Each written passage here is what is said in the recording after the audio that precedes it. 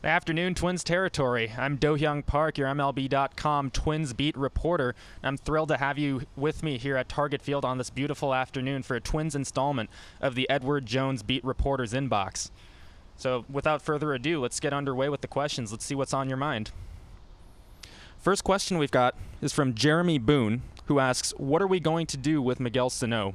He's a great ball player when he wants to be, but seems to be easily influenced to stop trying when things don't go his way. Would he be a possible trade for a pitcher? That's a good question, Jeremy, and I think the question of Miguel Sano is something that has weighed pretty heavily on Twins fans' minds, especially over the last few months when he showed up to spring training after this off-season of work that he did. But the Twins fans themselves haven't been able to see the results of what he's been able to do. One thing that everybody has said about Miguel Sano in this frustrating setback, coming into spring training, not being able to play, and now this rehab assignment, has been that starting from the offseason, his dedication has never wavered. And that's something that everybody that's spoken about Miguel Sano so far this year has emphasized, is that he could have done a lot of different things this offseason, but instead of doing personal things, he chose to, day after day, put in the work on this program that he worked out with Ian Kadish, the director of strength and conditioning, and Tony Leo, the head athletic trainer, in the pursuit of making his body and his game better. And so with Miguel Sano, that's something that's continued into this rehab assignment that he's on. Obviously, it's difficult. He wants to be out there with his team, but Rocco Baldelli says it. Derek Falvey's been saying it too. With Miguel, there hasn't been any question of his dedication so far, and they've been impressed with that dedication and the maturity he showed in sticking to that routine, and in also serving as a mentor figure to a lot of the young guys that he's worked with in Fort Myers at the Twins minor league complex, and now in Double-A Pensacola and Triple-A Rochester as he's worked his way back up through the system. So I think with whatever rumblings there had been about Miguel's attitude, I think that's something that's significantly been less of an issue, according to what people around the Twins organization have been saying. As far as trading Sano for pitching, the one thing you got to keep in mind is that given how long Sano has been out and given what happened last season, now is probably not the right time to trade Miguel, given that his trade value isn't going to be a possible trade value if the Twins were to want to let go of their franchise third baseman. If you're thinking about that, now is not the time because the trade value is so low. So if they would potentially look for a trade for Miguel Sano, it wouldn't be now. It would possibly be in the future when he's had a chance to show that he's back at the level, the 2017 All-Star level at third base. But again, he is the Twins' cornerstone franchise third baseman right now, and he's going to be such when he returns to the Minnesota Twins. So I think that's something to keep an eye on moving forward.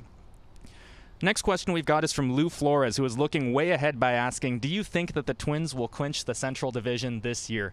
Like that optimism, Lou. I will say right now, it is May 13th. There are still plenty of season left to go. And the one thing that you have to keep in mind as the Twins have jumped out to this 4-game lead in the American League Central Division over the Cleveland Indians, who are the presumed favorites coming into the season, is that the Twins have had pretty good injury luck. Other than Miguel Sano and Addison Reed right now is currently at the final stop of his rehab in AAA as well. This Twins team has managed to stay relatively whole. Even Willians Astudillo, who was recently sidelined on the injured list, wasn't a roster critical move because the Twins were carrying 3 catchers at the time. And meanwhile, Cleveland, they've had injury issues of their own, and plenty of them. Obviously, the big one is Corey Kluber, but Mike Clevenger's also out right now, and he's working his way back. Adam Plutko, Danny Salazar, a lot of these arms that the Indians were hoping to rely on, and I think everybody kind of understood that Cleveland's strategy this year was going to be to rely on that starting rotation and get enough hitting.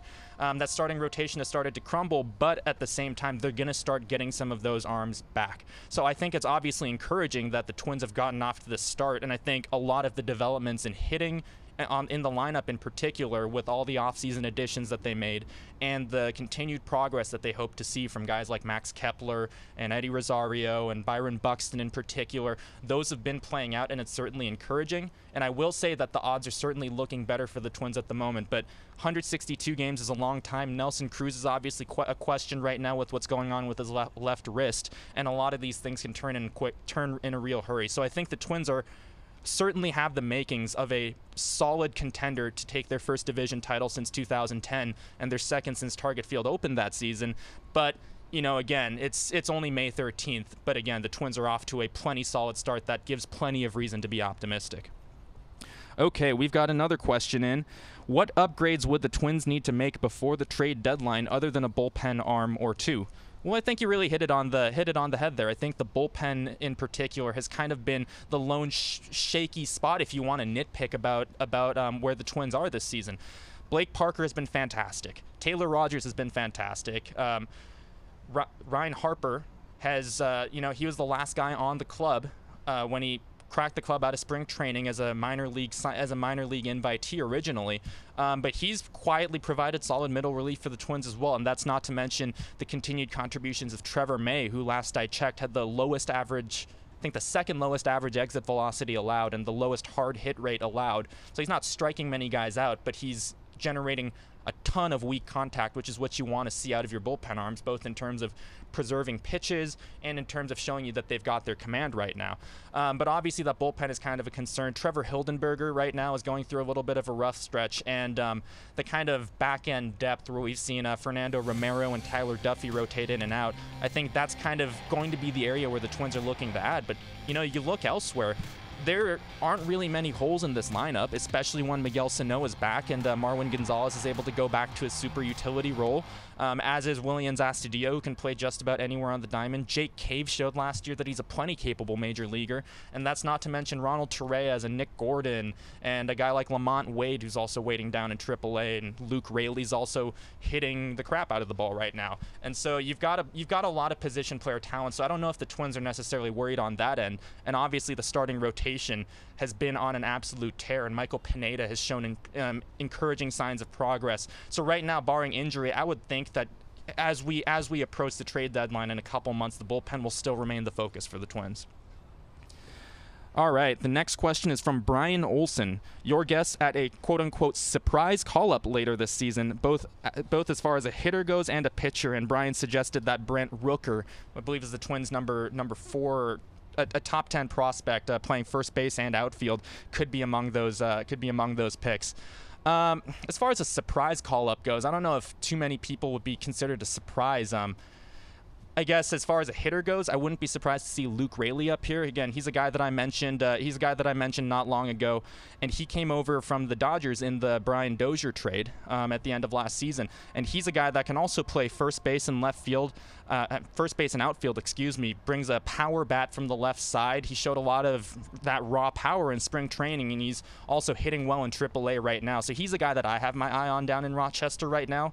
And frankly, as far as a pitcher goes, I think Brusdar Graterol is generating a lot of headlines down at Pensacola, but as far as a surprising pitcher that many Twins fans might not have heard of, I'm going to look at Devin Smeltzer. Again, came over in that Brian Dozier trade, and you look at what the Dodgers paid the Twins for 2 months of Brian Dozier right now, and you got to be feeling pretty good about the return that Derek Falvey and Thad Levine got. Devin Smeltzer started the season in AA, pitched his way up into AAA, where he continues to pitch well right now. And I figure if the Twins, as I was saying, the rotation's pitching well, but if that rotation depth, if somebody gets hurt or something like that, becomes a bit of a concern, he's a guy that I wouldn't be surprised to see up here before the end of the season. All right, moving right along to a question from Austin Hansen. If Cruz is out for a while, does this mean Sano is getting called up? I think regardless of whether Nelson Cruz, who's dealing with a left wrist thing right now, they still don't know how severe it is, and he's getting MRIs as we speak right now. Regardless of how severe the situation with Nelson Cruz is, Miguel Sano will be getting called up soon. That much we know for sure. Part of that is kind of procedural in that position players like Miguel Sano have a 20-day cap on their rehab assignments in the minor leagues. That began on April 30th, and so May 20th would be the limit for that.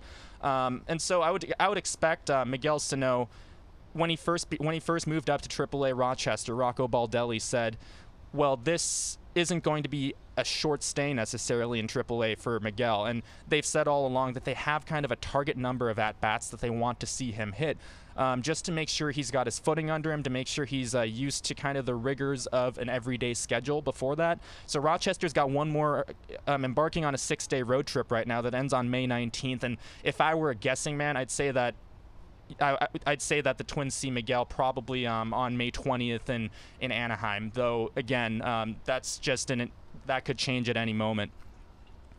And the final question we've got is from Mark Oppegard.